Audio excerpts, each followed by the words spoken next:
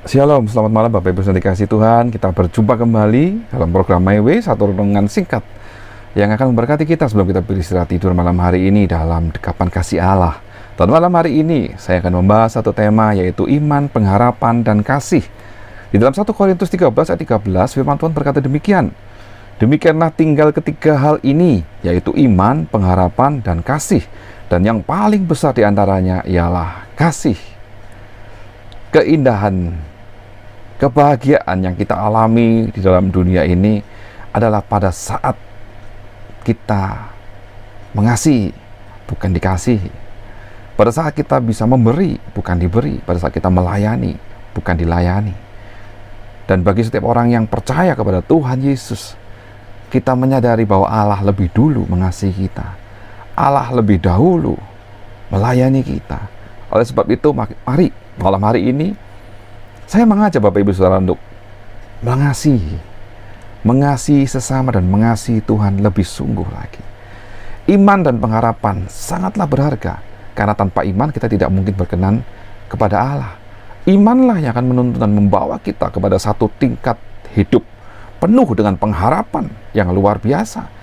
Karena pengharapan di dalam Yesus Kristus itu sungguh pasti. Pengharapan akan iman kekristenan itu merupakan janji kehidupannya kekal bagi setiap orang yang percaya. Jadi iman dan pengharapan memang harus selalu ada di dalam kehidupan setiap orang Kristen yang percaya kepada Tuhan.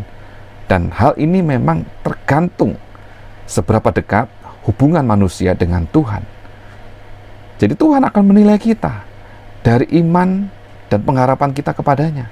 Apakah kita sungguh-sungguh beriman dan percaya kepada Tuhan, ataukah kita meragukan Tuhan? Hidup kita ini adalah hidup dalam iman percaya kepada Tuhan. Saya berikan satu contoh di dalam Alkitab, di mana ada satu cerita tentang seorang perempuan dari Kanaan yang datang dan berseru kepada Yesus. Kita baca dulu di dalam Matius 15 ayat 22 dan 28. Matius 15 ayat 22.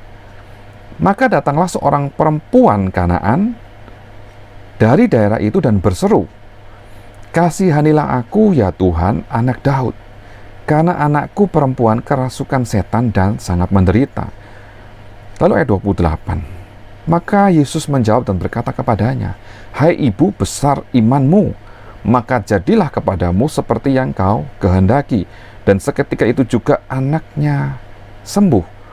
Di dalam kisah ini kita melihat bagaimana iman seorang perempuan Kanaan yang terus berseru kepada Tuhan Yesus dengan kata-kata, "Kasihanilah aku ya Tuhan, karena anaknya perempuan kerasukan setan dan sangat menderita." Jadi dia bergumul, dia mencari Yesus, dia percaya kepada Tuhan dengan sungguh-sungguh bahwa Tuhan Yesus sanggup untuk menyembuhkan anaknya. Dari situlah timbul satu pengharapan bahwa kuasa Tuhan akan turun dan menjamah anaknya sampai sembuh. Dan Yesus menjawab dan berkata kepada ibunya bahwa besar imanmu. Yesus menilai iman dan pengharapan dari seorang ibu ini dan berkata, "Jadilah kepadamu seperti yang kau kehendaki." Dan seketika itu juga anaknya sembuh.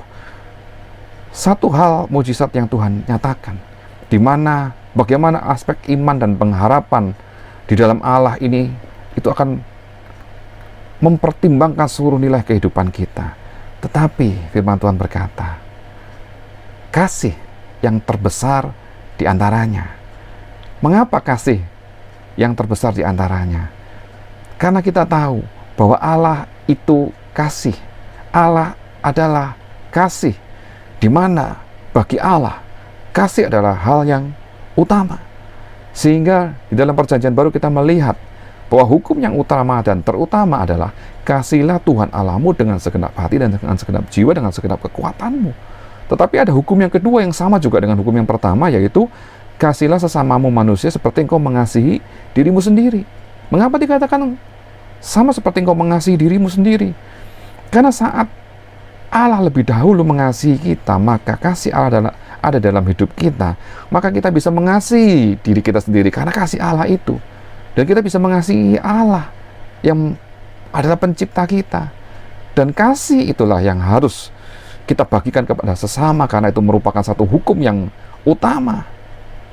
mengasihi sesama seperti kita mengasihi diri kita sendiri. Di mana saat kita mengasihi Allah, maka hidup kita ini berfokus kepada Tuhan. Kita memberikan sepenuhnya hidup kita ini kepada Tuhan.